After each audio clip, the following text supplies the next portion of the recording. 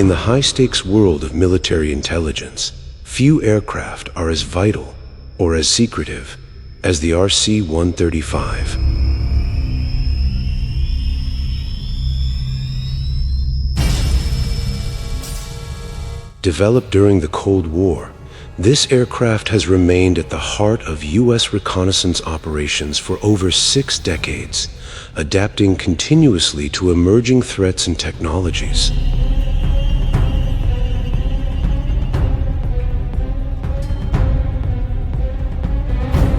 The RC-135 began its journey in the early 1960s. Derived from the Boeing C-135 Stratolifter, which itself was based on the commercial Boeing 707 airframe.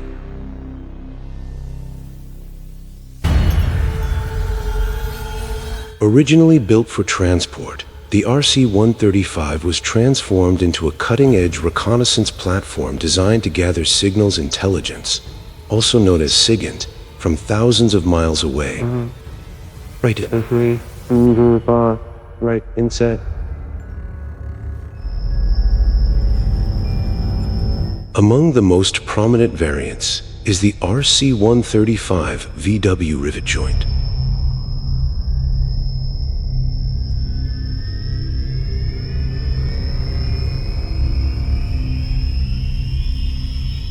These aircraft are equipped with an extensive array of sensors, antennas, and onboard systems to intercept enemy communications, radar emissions, and other electronic signals. They operate globally, providing vital intelligence to U.S. and allied forces.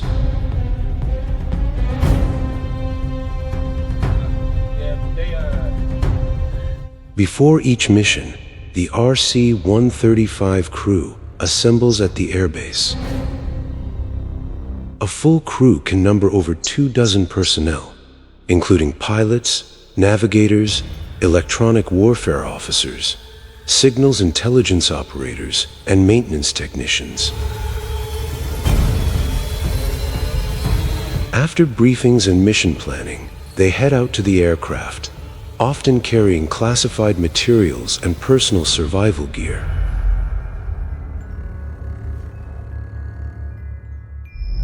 Boarding the RC-135 involves ascending a narrow metal staircase near the forward fuselage.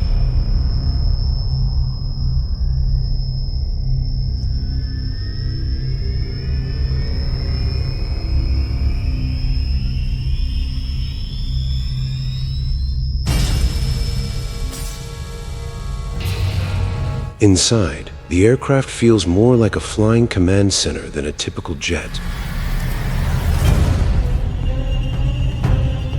Its interior is packed with high-tech electronics, communication consoles, and analysis workstations. The interior is divided into functional areas. Along the sides and center of the fuselage are rows of computer terminals and electronic monitoring equipment.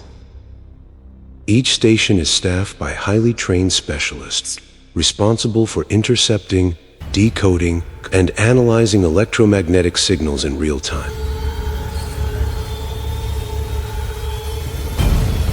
Operators monitor radar frequencies, enemy communications, and electronic signatures. Day map. Their job is not only to collect data, but to interpret and relay critical intelligence to commanders on the ground, often within minutes of detection. These insights can determine the outcome of a battle or help avoid surprise attacks. To support long-duration missions, the RC-135 often relies on aerial refueling. The aircraft typically receives fuel from a KC-135 Stratotanker using the flying boom method. 20. This complex maneuver takes place thousands of feet above the ground and requires expert coordination between both aircraft.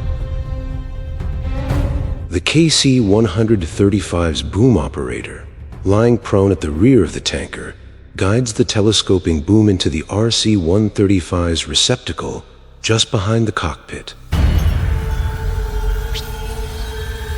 Once locked in, thousands of pounds of fuel are transferred mid-air, allowing the mission to continue without returning to base.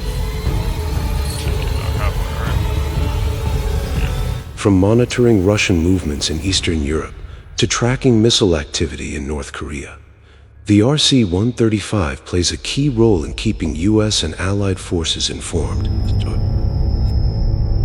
It's a flying eye and ear in the sky, collecting and transmitting intelligence that shapes national security decisions every day.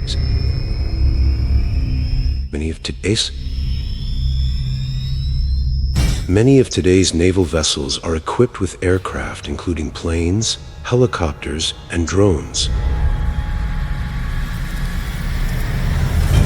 For aircraft carriers, this means the ship can essentially serve as a mobile airbase capable of launching large-scale attacks against enemy targets.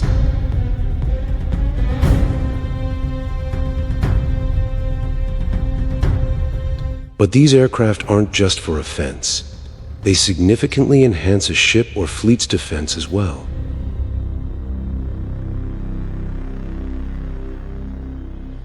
They not only detect threats early, but can also assist in neutralizing them.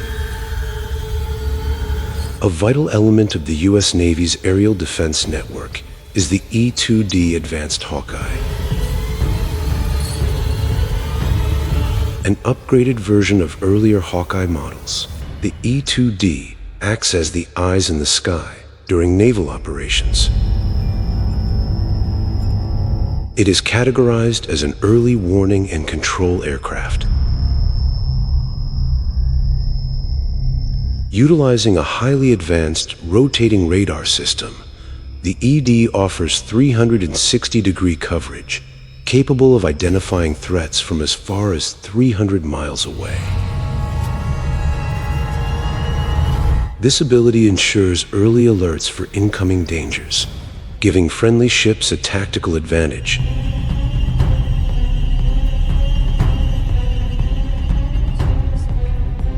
Upon detecting a possible threat, an aircraft carrier may deploy an E-2D along with several fighters.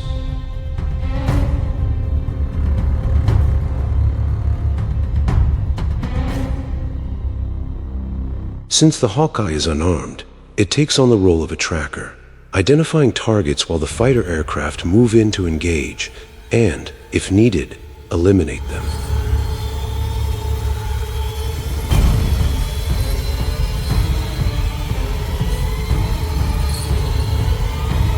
Since the 1990s, the Navy has recognized that threats extend beyond just missiles, torpedoes, and bombs. Electronic warfare now poses a serious danger with the potential to cripple entire fleets. To mitigate this, many Navy vessels now carry the Boeing EA-18G Growler. Though it shares the same airframe as the F-18 Super Hornet, the Growler features advanced systems designed to jam, mislead, or disrupt enemy communications, radar, and air defense systems through a potent electronic warfare package. When it comes to shielding a fleet, fighter aircraft are unmatched in effectiveness.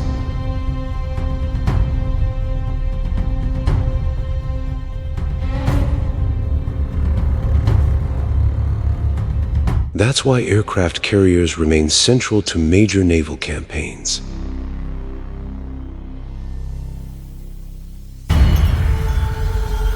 The largest of these ships can carry over 75 aircraft and deploy fully armed squadrons in minutes.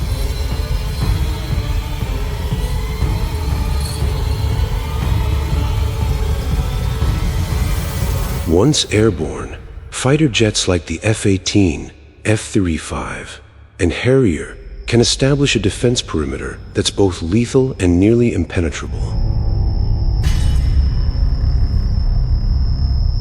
But what happens when one of these specialized aircraft identifies another aircraft as a potential threat to national security or military forces?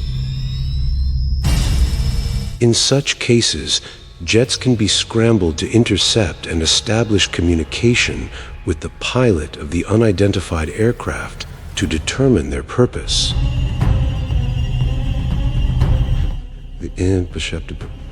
These intercept missions can become highly stressful for both pilots and ground commanders.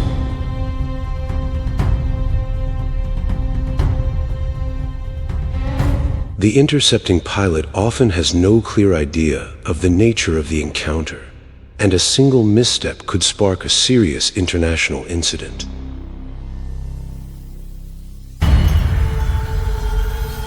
A notable case took place in late 2022 when a Chinese Navy J-11 fighter conducted an unsafe maneuver while intercepting a U.S. Air Force RC-135 over the South China Sea. The U.S. aircraft was conducting routine operations in international airspace when the J-11 flew dangerously close in front of it, forcing evasive action. Given the rising tensions between the two nations, the accident could have escalated quickly.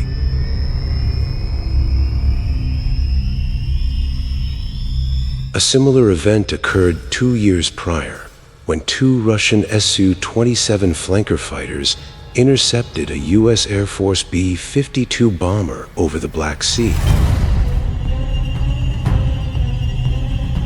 The Russian pilots flew dangerously close, within 100 feet of the bomber's nose, causing turbulence and restricting its ability to maneuver.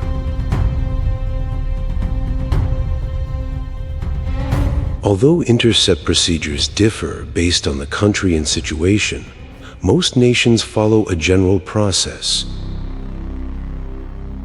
Within NATO, for example, aircraft interceptions are carried out in 5 stages.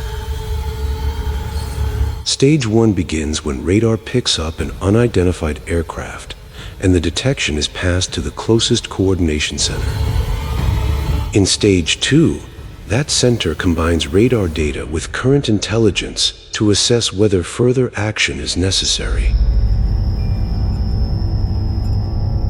If so, the process moves to Stage 3, where one of NATO's 30 aircraft kept on constant alert is selected. In Stage 4, that aircraft is launched, usually within 10 minutes.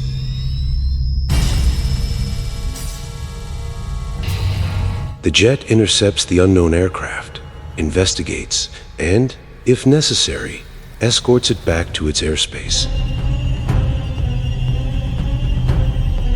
Finally, Stage 5 involves reporting the entire incident back to Central Command, and the responding aircraft returns to base. Events like these take place hundreds of times each year across the globe, as airspace is continually monitored by radar systems.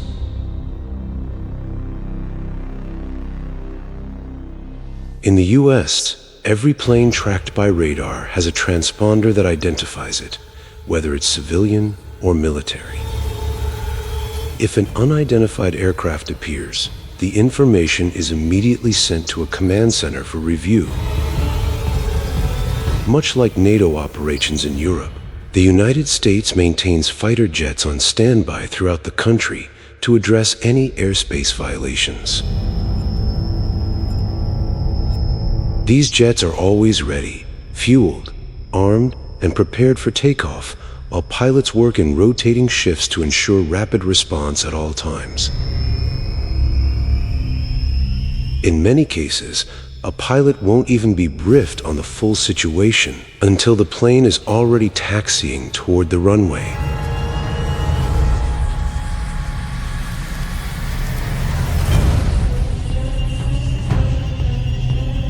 The escort portion of an interception is where problems are most likely to occur. While an aircraft could be off course due to technical errors or pilot mistakes, it could just as easily be a deliberate incursion. To train for such scenarios, some countries conduct joint escort exercises. One such example involved Romania, the UK, and Italy, where 6 Typhoons and 2 F-16s practiced intercepting a Romanian C-27 Spartan transport aircraft. The goal was to maintain close contact while preventing the aircraft from making any sudden moves. Even though scrambling fighters is typically fast, some countries, especially those in sensitive regions, adopt air policing to secure their skies. This NATO-led initiative involves assigning aircraft to patrol and safeguard a country's airspace from unauthorized or hostile aircraft. These missions are usually handled on a rotational basis, with NATO allies taking turns deploying fighter jets over the monitored region.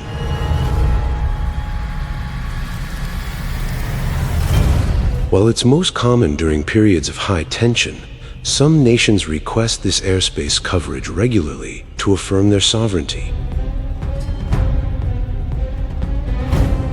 NATO also employs specialized patrol aircraft known as AWACS, airborne warning and control systems.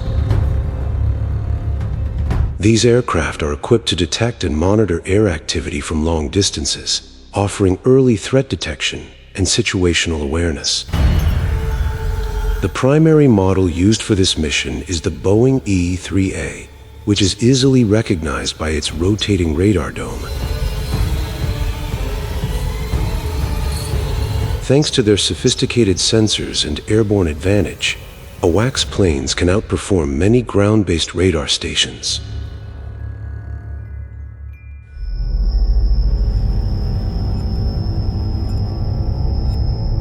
Each E-3A typically carries a crew of over 20 airmen, with 13 to 19 assigned solely to operating and monitoring the radar and surveillance systems.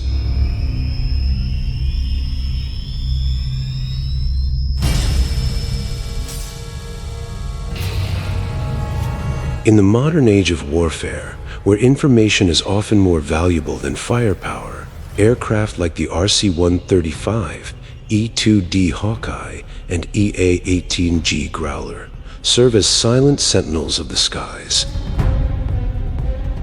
They do not drop bombs or fire missiles, but their presence can tip the balance of power across entire regions. Their sensors and systems allow commanders to see first, hear first, and act first, often making the difference between mission success and failure.